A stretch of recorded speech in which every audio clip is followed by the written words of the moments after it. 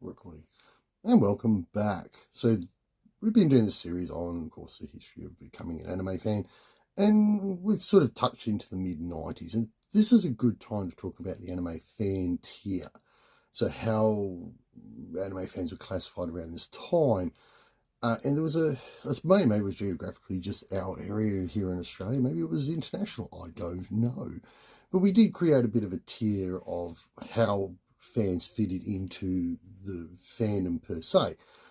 Now, at the bottom rung of that list was, of course, the manga video fans or manga fans. Manga video was very big at this time internationally. Manga video in America, UK, and obviously here in Australia was exploding. They were turning up in your local video stores, like your Blockbusters and that. So a lot of people were getting into the fandom at this time.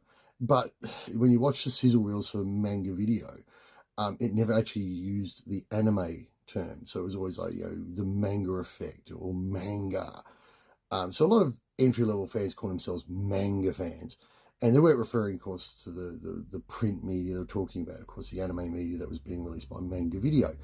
So we always sort of, almost like a slur, manga fans were, of course, dub fans. So if you were a fan of dubs, you were generally called a manga fan. Or if you said you were a manga fan, you were looked upon as being just a fan of dubs. And then you sort of stepped up a tier. The next tier up was, of course, the actual anime fan. Now, these were fans who watched subs and dubs. So they were the people who were getting things like from Viz Media and Animago and ADV. They were watching a bit of the subs, a bit of the dubs. They were sort of exploring out a bit because manga video, particularly around the early 90s, they were sort of really going with the gore effect. They were going with the punchy sort of cyberpunk stuff and the horror stuff. And really it was more sort of the violent side of things, where once you sort of moved up to anime fan, you were starting to get into, other things, the comedies and the romance dramas and stuff like that. And then, of course, the highest tier was, of course, otaku. So otakus were the ones who would watch the subs and raw. They generally sort of saw themselves as elitists, so they wouldn't watch a dub because, dub was below them.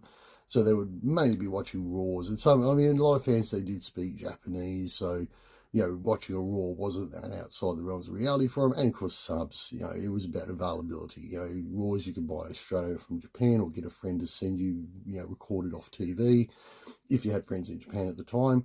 And of course, so subs were becoming more and more available throughout the fan, through retailers, sorry, not the fan base.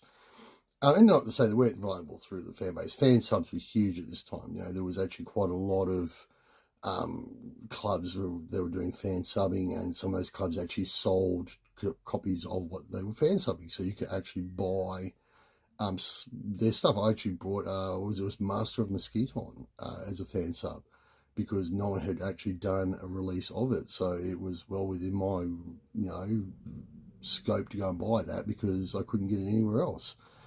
So that was sort of how we saw the fan base, and of course obviously that has changed now. We're now more genre sort of specific, so it's not so much now how you consume, it's the style of anime you consume. But certainly in the mid-90s, it was that three-tier system that really sort of sold where you were as a fan in the system.